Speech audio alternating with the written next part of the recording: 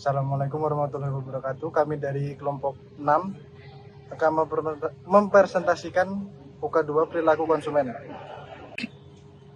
Yang pertama ada aspek budaya dalam individu, pakaian dan penampilan, ekspresi diri dan identitas sosial.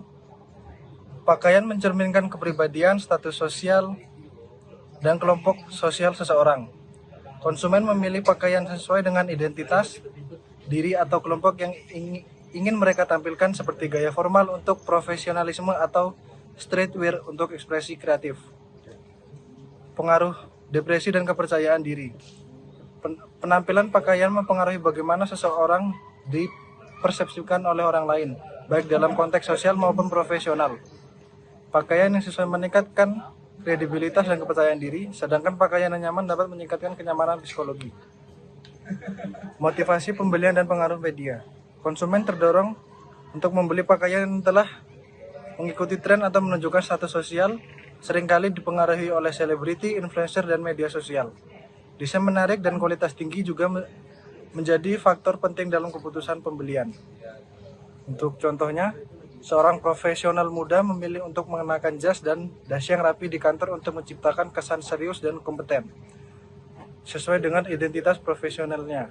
Sementara itu, seorang penggemar streetwear mungkin memilih hoodie dengan logo besar dan sepatu sneaker sebagai ekspresi diri dan untuk menunjukkan keanggotaan dalam komunitas mode urban. Oke, yang kedua ada aspek budaya dalam individu, hubungan. Norma dan pengaruh kelompok sosial. Seorang cenderung mengikuti norma dan kebiasaan yang ada dalam kelompok sosial mereka, seperti membeli produk yang sama dengan teman atau keluarga untuk menjaga keselarasan dengan kelompok tersebut. Terus ada pengaruh referensi. Ada teman, keluarga, atau tokoh terkenal dapat mempengaruhi keputusan pembelian seseorang. Produk yang direkomendasikan atau digunakan oleh orang-orang yang dihormati dalam kelompok sosial seringkali menjadi pilihan utama. Terus tekanan dan keinginan untuk diterima. Seorang mungkin merasa terdorong untuk membeli produk tertentu karena tekanan sosial, baik untuk mengikuti tren atau untuk diterima dalam kelompok tertentu, seperti yang sering dilihat di media sosial. Nah, di sini ada Contohnya dalam sebuah kelompok, teman yang sering berkumpul di kafe, tentu seorang individu mungkin merasa terdorong untuk mempunyai kafe. Nah, itu juga meskipun tidak terlalu menyukai tempat itu, mereka melakukan ini agar tetap merasa menjadi bagian dari kelompok dan mengikuti kebiasaan yang sudah ada. Selanjutnya ada the 5 factor model theory, yang yaitu conscientiousness, yaitu kehati-hatian. Dari the 5 factor model theory, conscientiousness mengukur tingkat kedisiplinan, ketelitian, dan tanggung jawab seseorang. Orang yang memiliki skor tinggi dalam conscientiousness biasanya terorganisir, dapat diandalkan, dan fokus pada pencapaian tujuan. Conscientiousness mempengaruhi perilaku konsumen dalam berbagai cara. Contohnya, konsumen yang memiliki tingkat conscientiousness tinggi cenderung lebih teliti dalam membuat keputusan pembelian. Mereka mungkin akan melakukan riset mendalam sebelum membeli produk. Mereka akan melakukan riset mendalam, membaca ulasan, membandingkan harga, dan memastikan bahwa produk tersebut memenuhi kebutuhan mereka. Misalnya, sebelum membeli smartphone baru, mereka akan membaca banyak ulasan online dan membandingkan spesifik dari berbagai merek. Selanjutnya ada manfaat memahami pengetahuan konsumen. Product positioning adalah strategi untuk menempatkan produk sesuai dengan kebutuhan target audiens, memaksimalkan potensi pasar, dan mendukung tujuan pemasaran perusahaan agar produk menarik dan relevan bagi konsumen. Contohnya, Apple memposisikan iPhone sebagai produk premium dengan desain elegan dan teknologi canggih untuk konsumen yang mencari pengalaman eksklusif.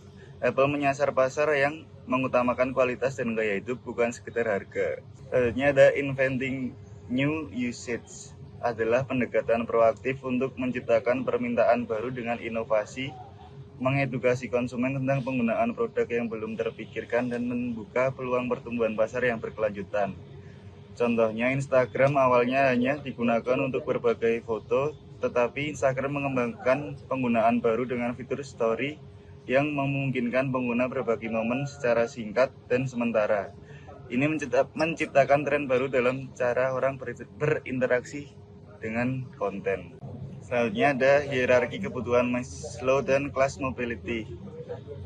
Hierarki kebutuhan Maslow adalah teori psikologi yang dikembangkan oleh Abraham Maslow yang menggambarkan 5 tingkatan kebutuhan manusia, mulai dari kebutuhan dasar hingga kebutuhan aktualisasi diri.